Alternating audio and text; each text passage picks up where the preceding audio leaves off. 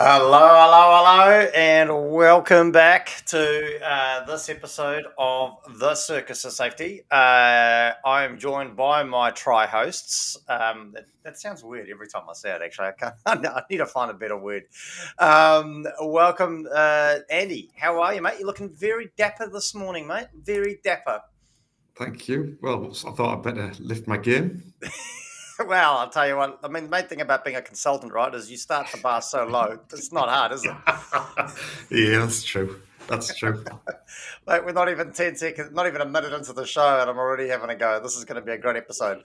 Des, mate, how are you? Yeah, doing pretty good, mate. Doing pretty good. How about yourself? Oh, listen, love and life, brother. Love and life. Now, I mean, I've heard some rumors, Des. I've heard some real rumors. I'm surprised you turned up this morning, mate, being a public speaker and all that. I mean, yeah, what'd you get up to last night? I was lucky enough to do a talk at the NZISM Auckland branch meeting last night down at Site Safe's offices down in Onehunga. This is going to be very awkward. Were any of your mates, as in Andy or I, there to support you in this time of glory and significance? Well, mates is a bit of a stretch, but co-hosts, no, I didn't see any of my co-hosts there at all. My close personal acquaintances were not there. Wow, wow, that's a bit tough. That's a bit. But I had other friends there. Absolutely. We had all the faith in you, mate. You didn't need us. We didn't want to distract from the greatness that is Desai Link in live, in person. Can't wait to hear more about that and find out more over the time. Andy, you been up to anything exciting, mate? Oh, just work. You know what it's like. Life of a consultant, non-stop, busy. Mate, we're having a chat off air before we went live, and I think quote me if I'm wrong here. Andy actually turned to us and said, "Boys, I understand what you go through." Do you recall that part of the conversation, Des? Yeah, definitely. And it was about the challenges of in-house safety professionals versus high-flying consultants selling snake oil. Finally, someone might have seen through the snake oil, I'm wondering. And I'll tell you what, Andy was fuming, wasn't he? But 2 or 3 minutes with you guys, and look, hey, I'm back to back to normal. Mate, we'll bring you grounded back down to earth. Don't you worry about that. Hey, Andy, how's young Oliver, mate? I haven't seen him for a little while. How's he going? How's his journey to safety professionalism coming? Oh, very, very good. We've been focusing this week on manual handling. Wow. Yep. Interesting topic. I thought a practical demonstration of it would be useful. So we've got a lot of storage stuff up in the loft. So I shoved him up there and got him to shift some boxes around. And his arms got a bit sore. Okay. And I said, well, what's in the box you're moving? And he opened it up and there was some ACC risk assessment wheels. Do you remember those? Oh, I do. I've still got one of those. We should make one of our own. I've got a full set. Have you? Yeah. And so he said, what are these? I said, well, we can work out why your arms are sore. So we've been playing around with the wheels. I went online to see if you can still get them. You can't. So these might be collector's items. Well, mate, I've got one as well. I'm wondering, are we seeing some more Circus of Safety merch coming out with the... I'm thinking we could rebrand them. We could. We should find the supplier and totally rip it off. Thank you to our taxpayer dollar. That's awesome. Oh, wow. So, what was the outcome? I mean, in safety, mate, we're all about tangible outcomes. What was the outcome of the said risk assessment? I mean, did he just carry on and harden up, take a bit of concrete, or what? What was the outcome? No, we've got to do some further research. Sorry, say that again. We've got to do some further research. Oh, there we go. There's the consultant, right? I've got to come back. I'll send you another bill. You got it. Oh, I'm sorry. I can't even drink my coffee. This is just getting out of hand. Wow. Okay. Now, Des, let's get into it, right? Because I believe Andy's got an important meeting after this, and we've got to be wrapped up by 9 a.m. Do we want a disclaimer, really? Yeah, and we were lucky enough in keeping with our guest disclaimer theme lucky enough to get a recording from a very esteemed consultant, someone that does some work. And this one comes from Calm Safety Management. And Brent, have you got the recording? I hope so. Here we go. Hi, team. This one's for you, Andy, and all the other consultants out there, because I know you get a hard time. But my disclaimer is based around the belief that not all training needs to be unit standard based. And I say this because I was at an NZISM function last night, and the presentation just enthralled me. It was by one Desai Link. Who would have thought, eh? I walked away with three things ringing my consultant's head. The first being the thought of less paper-based evidence and the acceptance of alternatives being BAU one day. Second, the content of this presentation really does need to get in front of the current Minister of Health and Safety. Now that at all. Well, that was less exciting, but that was the vision of Des eating piping hot buttered chicken on the side of the road afterwards. Such a learning experience. Mate, that's not a disclaimer. That's nothing but self-promotion BS, if ever I've heard it. Thank you, Mark. That's the finest disclaimer we've had. That's absolutely perfect. Oh, wow. How much did he charge you for that? No, that was off his own cuff. That was But he's a consultant. He was chomping at the bit. Yeah. But not all consultants are the same, Andy. Not all the same. I've got to be fair, though. I think if we had to do a word count exercise, I think he'd top me even by the sounds of it on that one. If we're to get him on the show, it'd be a double episode by the sounds of it. Oh, wow. Hey, thanks, Mark, from Calm Safety Management.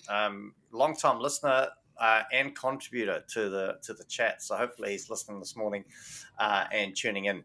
Hey, so, boys, are we ready for the wheel? Yep, Let's do it. Spin it. Oh, actually, sorry.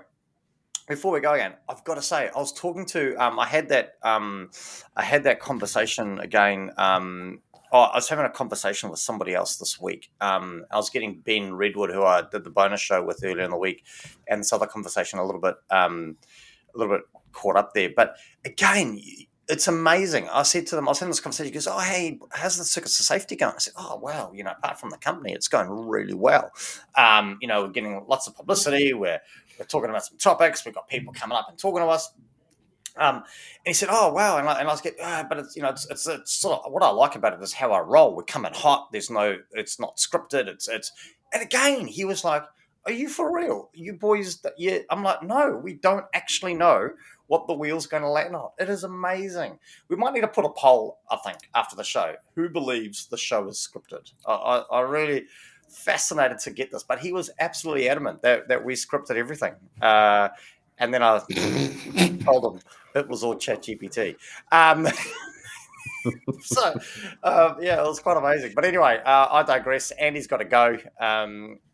So here we go. Let's spin the wheel. Here, the topics are getting slim pickings, right? So this is good. There's some really good topics coming up. Can't wait. Here we go.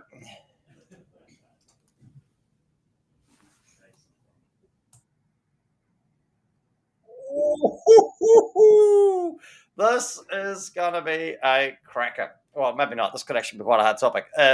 Professional courtesy in health and safety. Now, this was...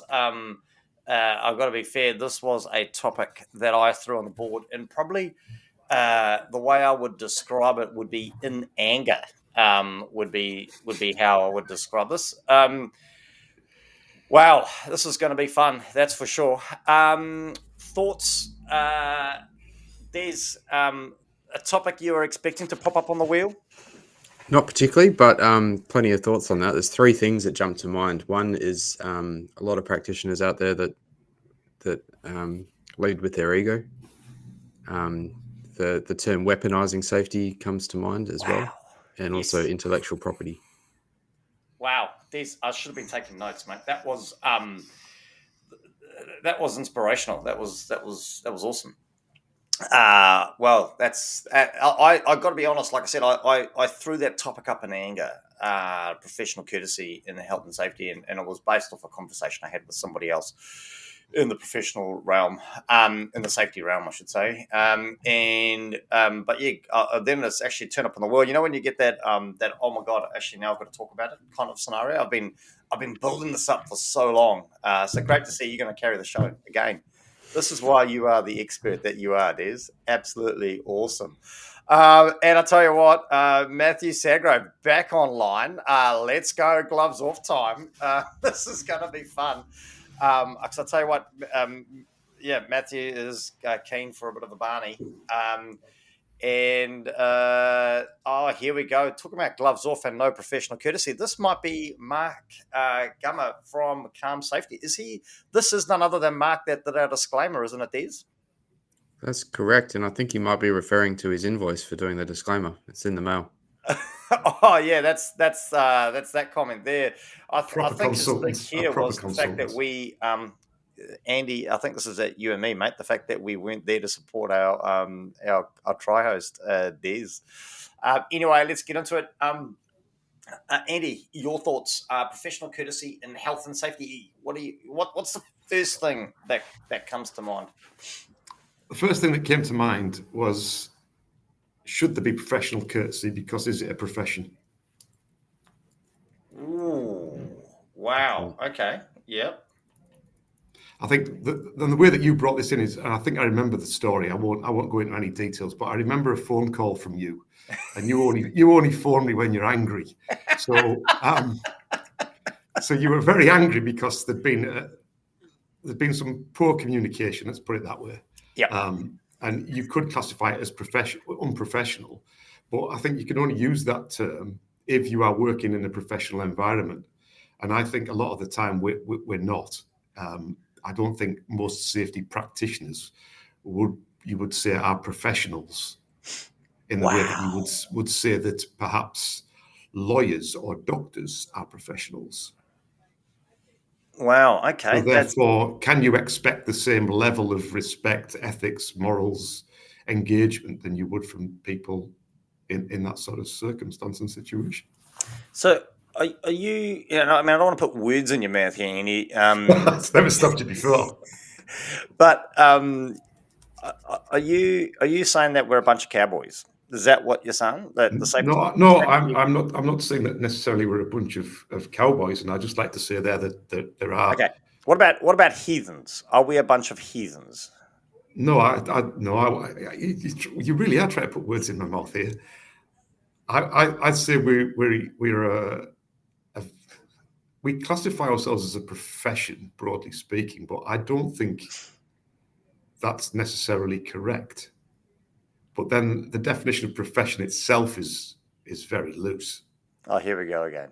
Yep. You know, you could make a case that professional versus amateur is, if you get paid for it, you're a professional.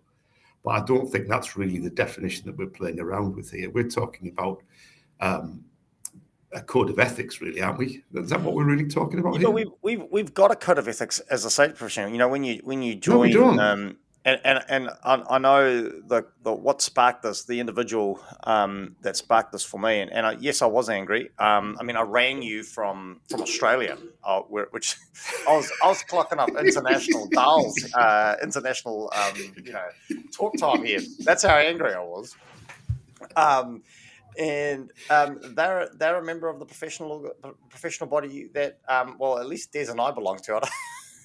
Not sure what you consultants belong to, but Des and I belong to it. You know what I mean? So, and that organisation, when you sign up to it, have got a code of ethics.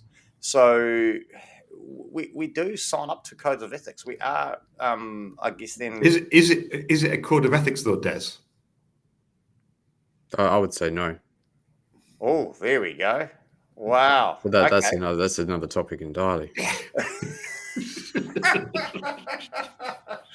Well, okay. Well, I'm just making some notes here, boys. Because I think there's probably a code of conduct. I think that's possibly what you're talking about.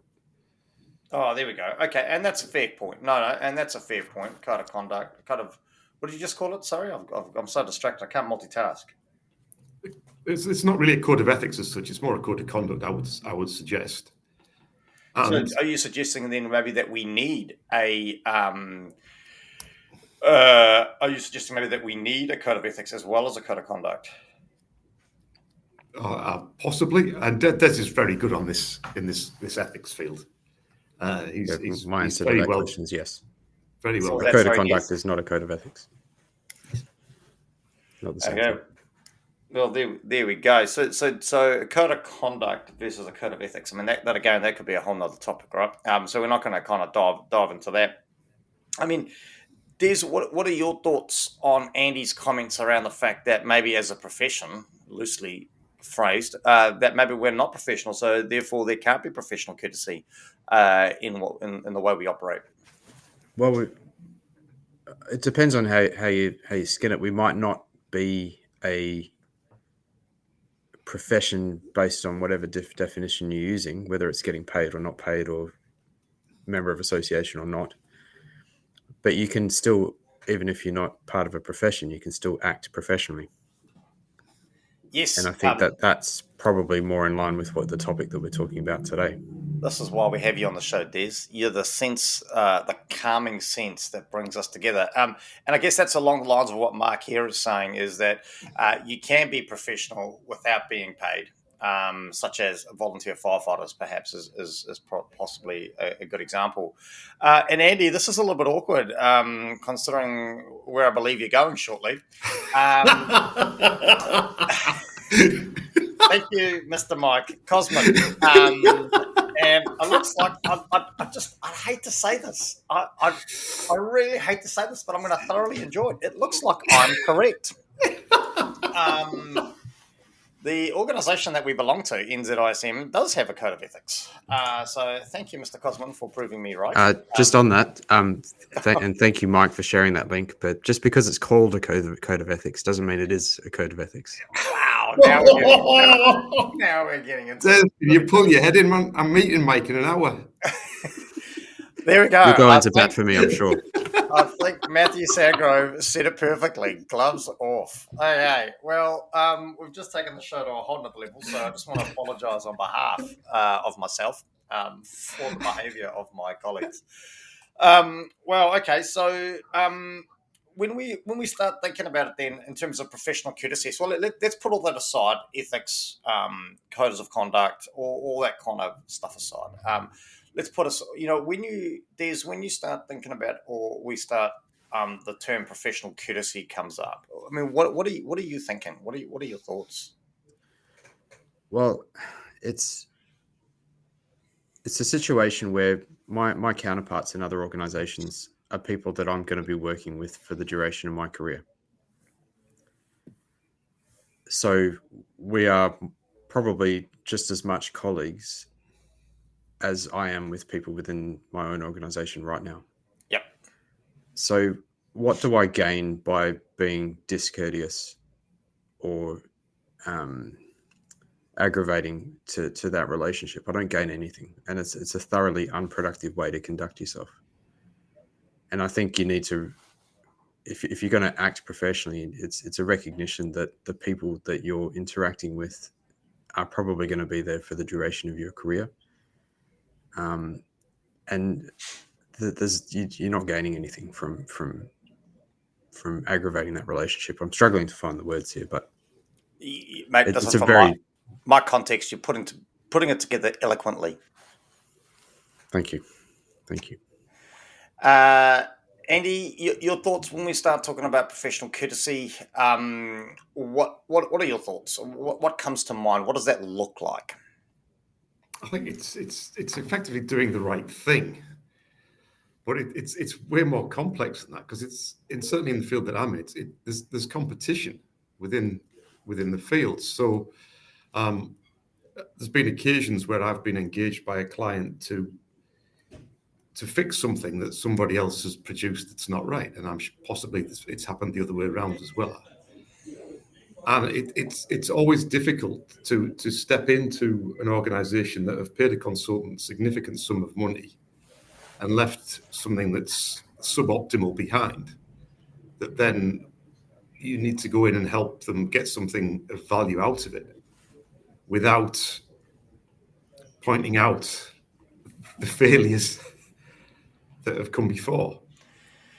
Yeah, I mean, that must be a fine line that you walk, because again, I mean, I put put what we do down to an art form, right? And the way somebody would interpret something and the way somebody believes is the best way to go about it may not be the same as the other person, right? And so you do walk a fine line in that space. So I can imagine the difficulties in that. And it does. Now, I guess the challenge being too is did that person walk out of there wholeheartedly thinking they were leaving behind something subpar, right? Or was it, to be fair, based on their understanding of the context of what they're dealing, was it sufficient?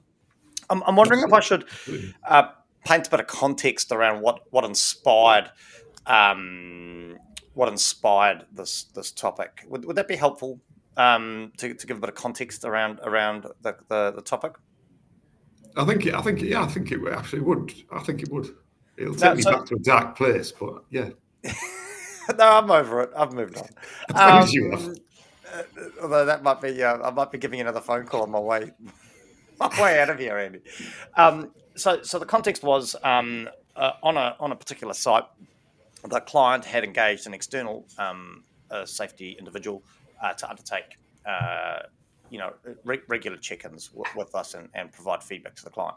Now, this particular individual felt that there were certain aspects of what was occurring on site that weren't to their expectations, and not for a minute disputing that they were acceptable, but this individual felt that they had repeatedly done or voiced their concerns about said issues, and obviously at this point in time felt that we were not doing anything sufficient to manage said situations. So instead of ringing me and saying, "Hey, Brenton, listen, I think you're dropping the ball here, mate. I need to escalate this, and I'm gonna send it to the client." What they did was they just sent it directly to the client. When it was the issues that were occurring were involving a contractor. The team on site had done a phenomenal amount of work, not only with this particular contractor, but with a number of contractors on site, trying to change behaviour and all that kind of good stuff. And this individual formally published a report via the formal communication channels on a project and straight to the client, and without even giving myself a heads up and an opportunity to have a conversation. And I felt that was incredibly unprofessional. And that's what got my back up. Not saying that what the individual was pointing out was incorrect. That is not what I'm saying. But I guess that individual in their report too did not acknowledge any of the work that was being undertaken to address the issue, which was quite significant. So yeah, that's where I guess I got my back up quite significantly. So there was a system. So there was a system in place to address this sort of thing. Was there a process? Was there a known process for how this issue should be dealt with? Yes, and it was being dealt with every time. But again, we're dealing with people, right? So Yep. So the controls in place were around individuals. With the particular control that was concerned to this individual was around somebody needed to do something, and in this particular instance, they weren't doing it, which was the problem, right? So no matter, so apart from, I guess, firing that individual, a lot of work had gone into retraining, reminders, toolbox talks, regular inspections. Etc. So, but yeah, so that's kind of the context. But I mean, so if somebody came into your workplace, or somebody, let's just use your example, Andy, which I think is a great example. Somebody came into a workplace after you had been in there and sprinkled your snake oil all over the place, and they believed the work you were doing was subpar, or the product you left behind was subpar. I mean, in your mind, would you rather than them bagging you off in front of the client, do you think professional courtesy would be that they'd give you a call and say, "Hey, Andy, what's going on here?" Or do you think they should just go and slag you off to the client? I don't know, to be perfectly honest with you. It's a really interesting. It goes back to that whole idea of getting clarity around what this work is that we're doing. and getting terms of reference and clarity up front, because it's always very easy for a business or people within a business to blame a contractor or a consultant, and often there's often multiple causation why things don't go to plan, and it may be there'll be blame everywhere or blame nowhere depending on your philosophy, but it's having clarity up front prior to any sort of engagement as a consultant, and having some set outcomes. What are those desired outcomes? And often, in my experience, those things aren't done that well up front, and therefore, we just want you to do it. We just want you to do it, but do what, and do it by when? And I think often that's the hardest bit of consulting. And then somebody else comes in and interprets what they just do it quite differently, right? Again, Mike Cosman jumping in with some great insights here. I guess professional courtesy, it's about demonstrating your competence against a recognised framework, putting the interests of the client or workers ahead of your own, knowing your limitations, etc. So, absolutely. Can I just say, I absolutely agree 110% with Mike there. Oh, hey Andy, who's shouting the coffee when you catch up with Mike? Looks like it's going to be you, mate. I'm uncharging it to Des. Des, I mean, your thoughts. If you had another, safety professional, I know I use that term. There we go. As that, come onto one of your sites, have a walk around, potentially see something that maybe they thought or believe, or and rightly it may be an issue. I mean, how would you feel, I guess, if that went directly to the client, rather than a phone call, say to you, to have a chat about, hey, listen, I'm about to do this, just a heads up and FYI. Look, I would certainly appreciate the heads up, but if something is genuine and they're performing the job that they've been engaged to perform, and that doesn't involve informing me, then I think I have to grin and bear that. However, I'm not going to know. I'm not going to know whether they just report to the client and no one else. Where I sort of hesitate is where that situation, they might be identifying a safety problem, rightly or wrongly, but it's got some sort of ulterior motive to attain some other sort of outcome. So maybe they've been sent to site and they're raising all these safety concerns because there's also some other dispute about an extension of time or a variation or some sort of contractual thing, and then they're throwing safety into the mix to muddy the waters a bit and gain some leverage. And that's the sort of behavior I consider weaponizing safety. And that's where I would say that's absolutely unprofessional. Well, no, good point. And I guess, like you said, I guess it's one thing to not know that you have been, that this individual has gone directly to a client, but I guess when they publish it through a public forum, and everybody knows, it becomes again, interesting conversation. And talking about professional, though, we've got a couple of professionals diving in here. This is great. This topic's really bringing the people out of the woodwork. If we think about doctors, they're generalists and specialists, and sadly, snake oil salesmen. In health and safety, we treat businesses or organizations that need our help. We also have generalist, specialists, and sadly, snake oil salesmen. It is about knowing your... there we go. Sorry, the rest of it's cut off. It's about knowing your craft. Wow, that's a beautiful word. Knowing your craft and your space and acting professionally in the best interests of the client.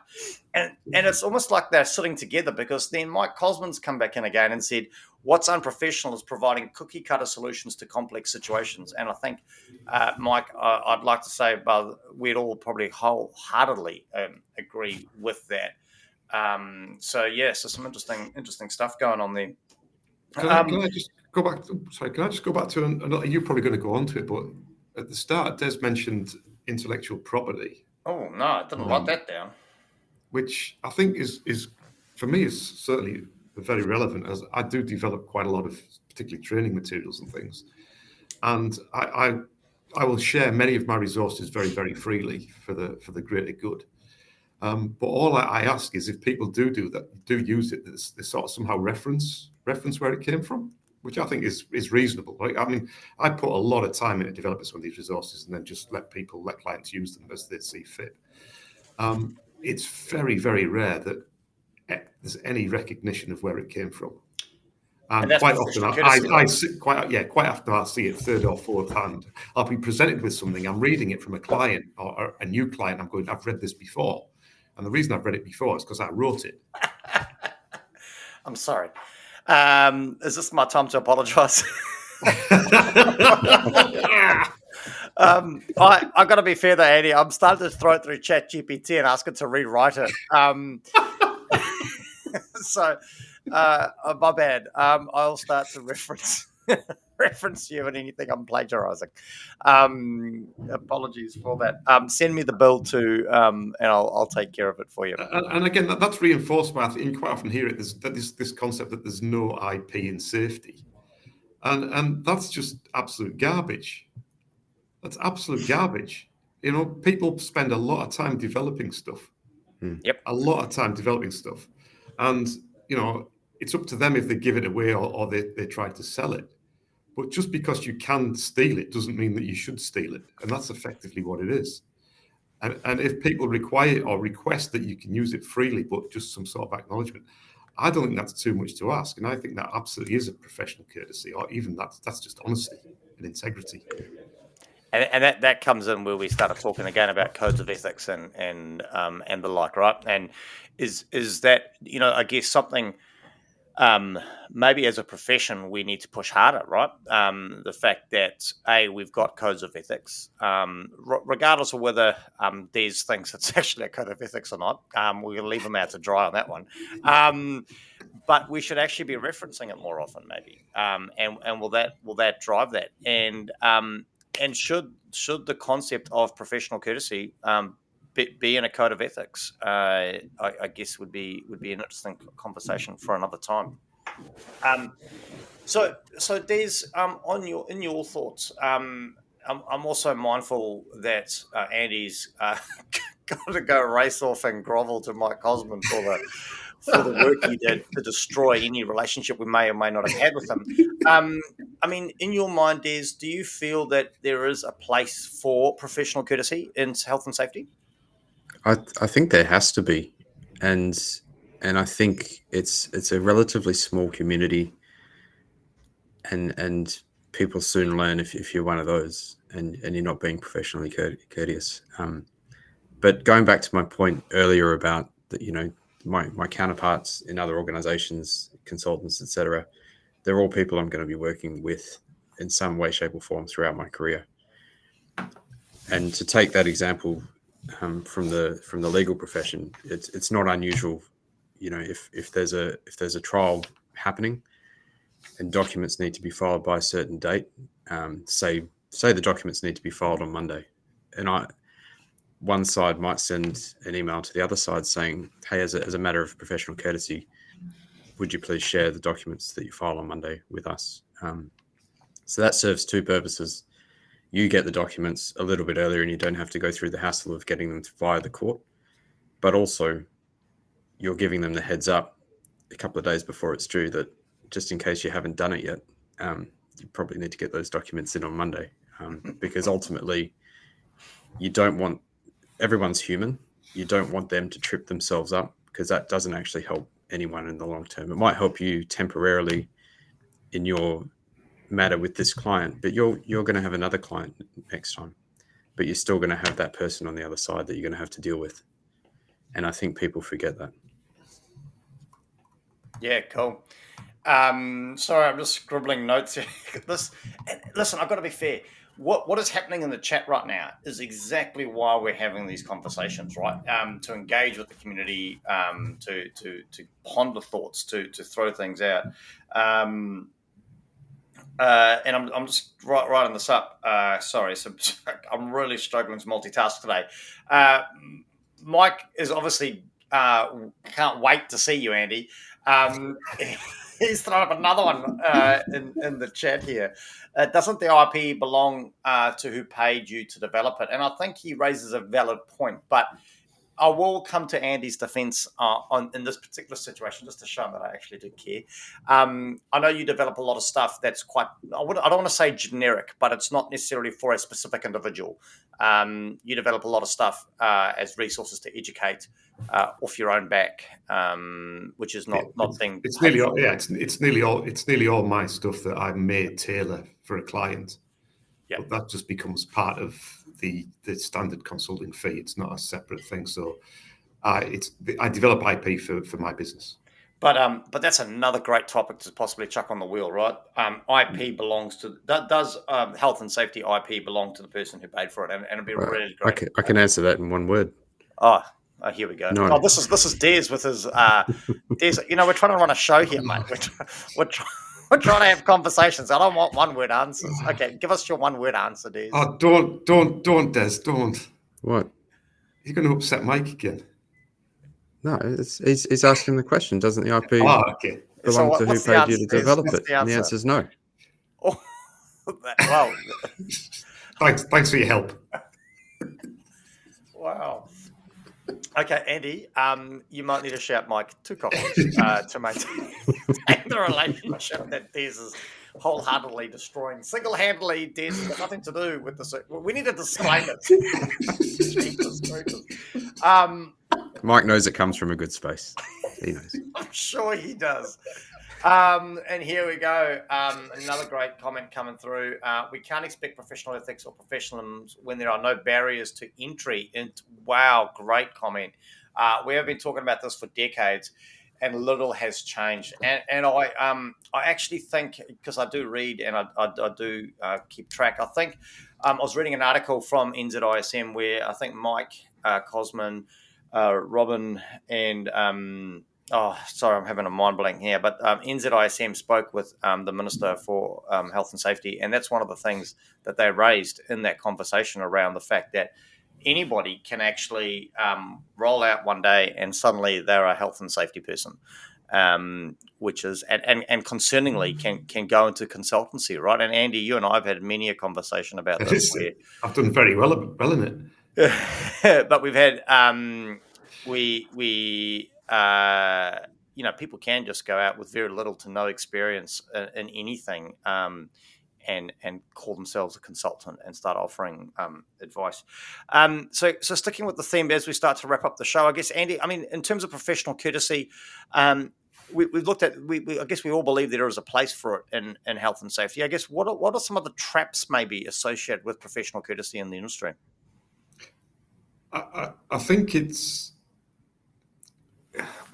think it's important to try and apply the tools of the trade to the profession itself. So it's very easy to say someone's behaved unprofessionally, but if we look at some accident causation models, human factors, that sort of thing, people behave for reasons. So they may be behaving in an unethical manner towards you, for example, Brenton, that happened in that case, but we've got no idea what the background to that was from that individual's perspective. And it's understanding the nature of those decisions and those actions and those behaviors which is what we apply to accident investigation, right? Is to go back to the idea that we're all human. And even though we all want to behave ethically, some very famous quotes about ethics. The ethics are great, but only if you can afford them. Wow, I'm just watching the chat blow up. Sorry, this is intense. This I've got to be fair. I did not think this topic would go this way. Des, as we, what are your thoughts around, professional courtesy and some of the traps that may be there when we're looking to apply this? I can't think of any traps. I think everyone gains from professional courtesy. We're all human. We all make mistakes. There's nothing to be gained by using that against someone to gain some sort of temporary advantage. You're only hurting everyone and yourself in the process. Yeah, no, cool. I guess my worry and my wonder with regards to professional courtesy, and again, there's always a fine line, right? Is how would it be perceived potentially by clients should they come across it? Would they consider it the safety profession getting in cahoots with each other and trying to manipulate things, I guess. So there's always that worry, right, in my mind anyway, that it could be perceived to be something that it's not. Fantastic, Des. And I mean, just sticking with you for a bit here, as we wrap up the topic, I mean, any final words or thoughts or comments on the topic of professional courtesy and health and safety? Yeah, I just want to expand on Derek's point about, barriers to entry. I think there's one way to sort of shortcut that process, and that would be that the profession will become a lot more meaningful if someone was kicked out. Wow.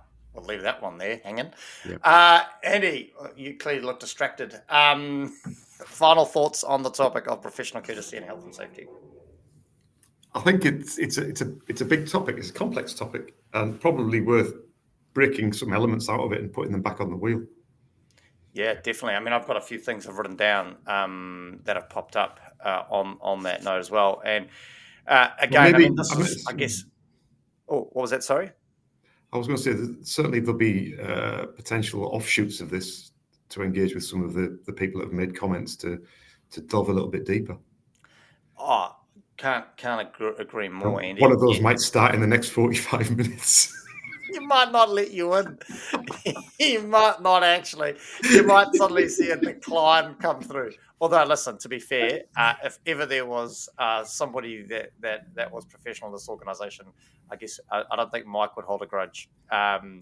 He'd be open to the conversation. So, yeah, listen, and again, I've got to be fair. I'm blown away. I threw the topic up on the wheel in the anger because I can, because we control the wheel.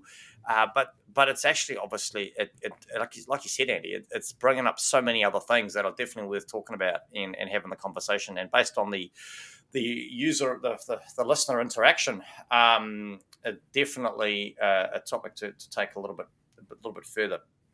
So. Absolutely fantastic. So as we kind of wrap up the show, again, a big thank you to everybody for tuning in. Those of you that are listening post live show, jump into the LinkedIn page and have a look at all the comments flying up. Keep the conversation going. Let's keep talking about this. Let's keep the chat live. And let's kind of see how we can sort of thrash this out. Andy's clearly reading an email now. Hopefully it's not about his next appointment being cancelled, but I just want to shout out to a new follower of the Circus of Safety LinkedIn page. Again, just sticking with the international theme, guys. We've got to milk this somehow. We've got to go abroad. We've got to take the show on the road because one of our latest follower. And I'm quite happy to go over to this place. I'm more than happy to head over to Brisbane in Queensland, Australia, to engage with the audience over there. And I just want to say welcome to the family, Simone Gray. So Simone Gray, out of Brisbane, Queensland. She's just our latest listener. She's health and safety manager at Voltoro Industries. And she's been there for nearly 2 years now, and she's decided to jump on the video cast. So, Simone, looking forward to your contribution and you jumping in the chat and the conversations. So please don't be shy. And listen, if there's any way we can get over there and meet and greet, we would love to do it. We don't cost much. In fact, we're probably the cheapest sideshow you'll find out there. Anyway, I digress. Andy, mate, next 2 weeks, what have you got coming up? Back on the road again. On the road again. Travelling, yep. Taupo, Turangi, Christchurch. Applying your trade, eh? Applying your trade. Yep, applying the trade. Well, it's great to see. I have been worried about you in this current economic climate that maybe people would suddenly realise that snake oil was no longer solving problems, and they might have dropped you. But great to see that you're good at what you do. Oh no, because the principles of safety apply to quality as well and environmental. Are you branching out into quality and environmental? It's a multi-purpose snake oil that I sell. Now I've heard it all. There's, mate, next couple of weeks, what's up for you? Yeah, not much on with me. I am keen to find out if Andy can patch up the damage I've done with Mike today. So I'll have to touch base with you a bit later. But yeah, not much going on. How about you, Brent? Yeah, mate. You and me both. A bit of a sedentary lifestyle for the next 2 weeks. It's going to be quite good. Take a bit of time to regroup. And listen, I'm just going to call it out, Des. I think you need to man up and ring Mike yourself. And maybe maybe apologise to NZISM while you're going along there. Give him a call as a matter of professional courtesy. I like that. You probably should have given him a heads up before you started slander on your reel. But listen, it's been great. What a show! I never thought this was going to go this way. Absolutely phenomenal. I can't personally wait to hit the bonus show next week.